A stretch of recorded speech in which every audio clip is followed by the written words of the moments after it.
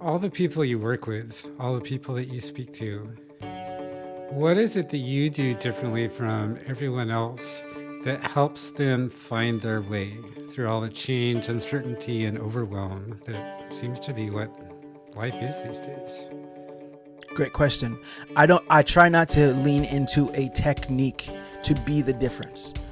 Okay? So if I'm selling authenticity, if I'm telling a person that what you need to get to is the healthiest, truest, realist version of you, when I sit down in front of people, the number one most important thing for me, the thing that differentiates me, is showing up as me. I have a whole bunch of strengths. I have a whole bunch of gifts that I bring to the table, and I have tools and techniques like everybody else. Everybody has tools and techniques. The difference is that when I allow myself to say, look, I'm going to say this thing even though it might not be popular. I'm going to lean into this thing because I feel and believe in it, and I'm going to be rooted in it, even if it's something that somebody else might not do. Like, I allow myself to be authentic when I help people. Even right now on this podcast, every question you've asked me, there's a million ways I could answer it. I am trying to lean into the real answer that I feel and believe. I try to bring a level of vulnerability to my coaching and to my speaking. And what I mean by that is, a lot of people only sell you how successful they've been. I'm willing to tell you how much of a failure I've been, because failure is required for success. And so I think that it is the vulnerability and the authenticity that I bring, paired with my knowledge and my tools, that help me to always, in moment to moment, think critically from a unique place, provide insight from a wise place.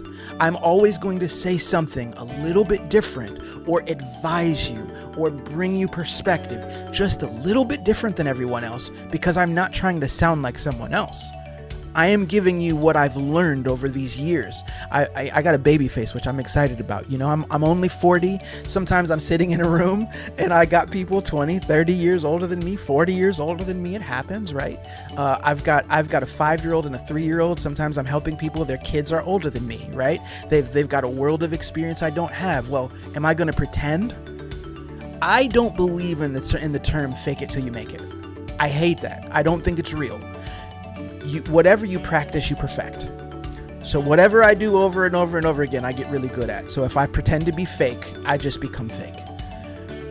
I would say that I believe I was put on the earth to help people get healthier, to help organizations to get healthier, to help people go from a burned out place to a place of really thriving. I mean it. Those are buzzwords. Google tells you that you're supposed to use those words. Like, you know what I mean? Your Chat GPT will tell you to use those words.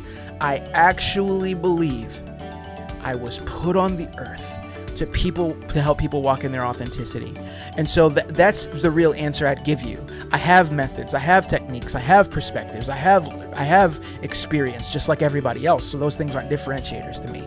I think that what makes me different is that I am willing to often be more raw and authentic than another person, and I will live and die by it. And I think that that's what more organizations have to be willing to be and do.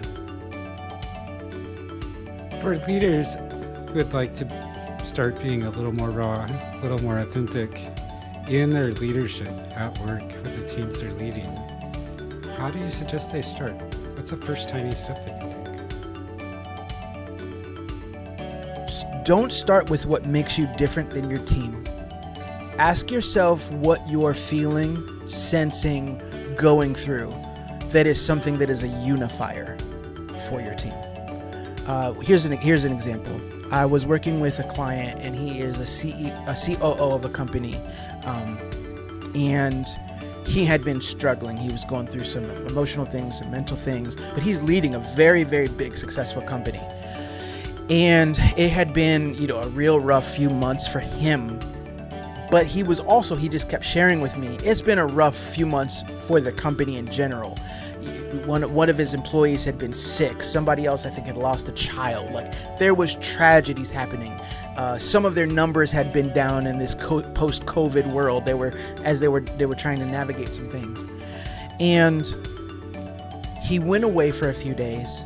got some fresh perspective, and he came back to me and he said, here's what I've realized. And he starts naming, I know I was off, and I know I was a little frustrated, and I know I was, but now I feel like I'm really rejuvenated, and I want to do this, and I want to accomplish this, and I want to do this, and I know we can do this, blah, blah, blah, blah. And I asked a simple question. So when are you going to tell your team? And it kind of caught him off guard. Like, what do you mean? I said, when are you going to stand in front of them and say, I've had a rough few months, whether you knew it or not. And you guys have had a rough few months. We all know because we see the morale is down. We've all been going through some stressful times. Now, he didn't have to disclose what his stressful moments were. He didn't have to over disclose anything. He just literally had to be vulnerable enough to say, hey, it's been a little rough, but we can make it through this. Here's what I'm proposing we're going to do moving forward to grow as an organization. When you want to begin the journey of being more transparent, begin with things that unify you as a team. We're approaching the busy season, and everybody doesn't have a choice but to lean all the way in, and you're not going to see your family, and you're not going to see the kids for a while, and it's going to be hard, and we're all feeling it. A lot of times in those moments, people say things like, well, this is what you signed up for, instead of acknowledging the humanity of it. Acknowledge the humanity. Hey, listen, I know that you guys are pouring it all out here in the office, and then you go home and somebody wants you to have something left, and it's hard. So we all got to be in this thing together. We can't just, sometimes it's just about acknowledging the truth and then presenting some sort of here's what I think we need to be doing as a whole, or here's even better. Ask the team, what do you think we need to do about this? Everybody's really burned out. What do you guys think? I mean, do we need to do X? Do we need to do Y? Do we need to do Z? Like, what do you guys propose? Some people are going to blow you off. They're not really thinking about that themselves, and they're going to think this is a dumb conversation. There's going to be a couple people in the room who are really going to appreciate that conversation. And I think that what we need to also understand is you don't get to control who appreciates your actions. So once you decide to bring something to the team, for all you know, the person with the most resistance today could be the person who most needed what you said, but they're going to walk into your office crying a year from now. Remember when you were talking about how burned out we were? I'm lost, man. I don't know what to do. Sometimes you don't get to control when they react, how they react, when or where they react, but you must be willing to bring the authenticity. So that's what I would say. And I hope everybody hears this. I'm not saying walk into the office crying every day.